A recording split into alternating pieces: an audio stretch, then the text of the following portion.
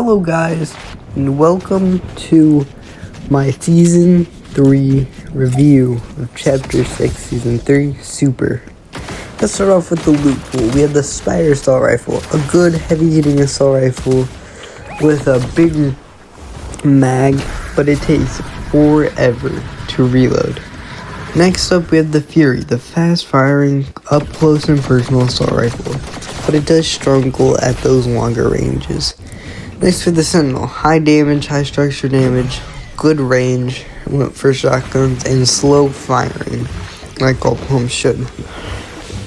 We have the Twin Fire, a quick firing shotgun, a larger mag, and I'm still waiting for it to reload right now. The Outlaw Shotgun. There's high damage, up close and personal, but anything beyond 5 meters this gun's basically useless, so not the best option, but you can still work done with it. Next we have the Hyper Burst Pistol. It's a 3-round burst pistol. It's highly accurate, has good damage, and it's a good all-rounder weapon. Next we have the Kill Switches. Of course, when you jump and aim down sights, you have perfect accuracy. It has a small mag, but each bullet in those mags hits hard. It's a perfect weapon for anybody who wants to W key. Next we have the Veiled Precision SMG. It's a small mag, and you kind of have to hit every shot, else you're not going to get a bunch of value out of this. The Surge Fire SMG is up next, and it has a interesting mechanic. It does a bunch of small damage, but the fire rate speeds up over time. That isn't really that good, and it's kind of just a bad SMG. The Deadeye DMR, it's good at long range, but you can't use it inside a box or at mid range really, so yeah, it's not that great. Next we're going on to the items. We have the Tracking Visor. It's good for W keys, it does 0 damage, so I expect it to be this low on the list. We have the Mistworm. It is insane for rotations because it makes you invincible, and it's all around a great and balanced mobility, especially because you have to wait 20 seconds before each use. And the Mist Gauntlets are a little bad. They can hit multiple targets, so they're good for taking out the boss, but they do 6 damage, bro. It's not that good. Descended Mist is better mist form. You get 30 charges of the mist, and it's really good. Storm Beast Pom-Poms. These plague my games. I hate the Storm Beast Pom-Poms. They're so easy to use. They give a person a second life. And there's no way to nerf them, or else they'd be stupid. I think they should just take them out of the game like they did for most of the season. They're just so range dead. The Superman Sprite, it's not that good. I mean, you could use that as an assault rifle, but it only has 75 charges, and it overheats way too fast. The Dash Sprite is good for mobility because it gives you the 3 0-point dashes, but it's not really worth a carry, so I think you should just throw this down, get your dashes, and then pick it up and set it back down so no one else can. Next, on to the Mythics and Medallions. The Enhanced Spider Assault Rifle is a stats buff, and then it gives 5 extra shots, which are really good. The Chord's Deadeye DMR does over 50 damage a shot, and it's good for getting tags, but other than that, it's kind of bad. Skills Revolver's just a stat buff, so not that great. This Mythic Sentinel, it can one-pump. Have I seen anybody one-pump with it? No. But it gives also an extra shot on the mag, which is pretty good. The Mythic Heist Burst is again just a stats buff, just a normal stats buff. And that's it for the Mythics. Now on to the Exotics. The Exotic Sentinel, every other shot either freezes or speeds up you. And it's pretty good. It's just a Mythic. It's just a legendary pump. Next to the Exotic Hyper Burst, the first and last shot in the mag will be Shockwave you. This is okay. It's not really good for using against a person, but for using against a player, yeah, it can be pretty good, especially because the reload is so fast. For rotation. The Exotic Deadeye just basically what the Boom Wolf Sniper should have been. it literally just shoots bombs, and they do 40 to 50 damage. Next, we have the Exotic Outlaw, which pulls people towards you. This is what the dub should have been, but it's only on the...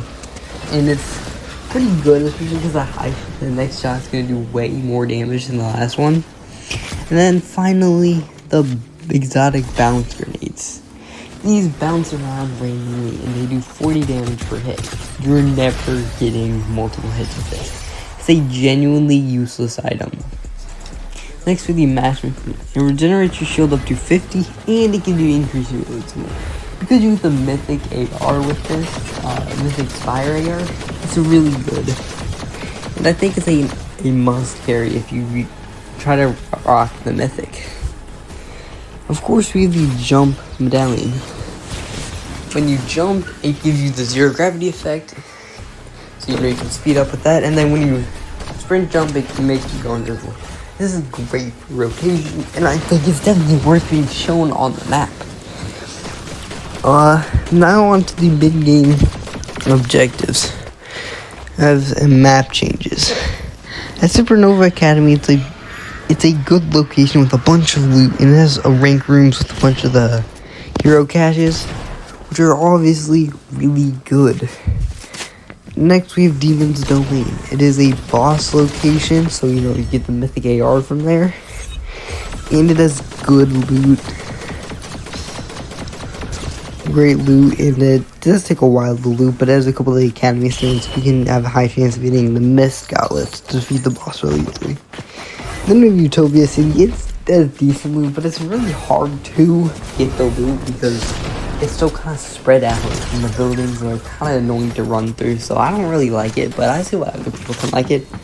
Then for the mid-game objectives, we have the Supernova Bunkers. These offer basically the same thing as the Supernova Basement, except they're all over the map.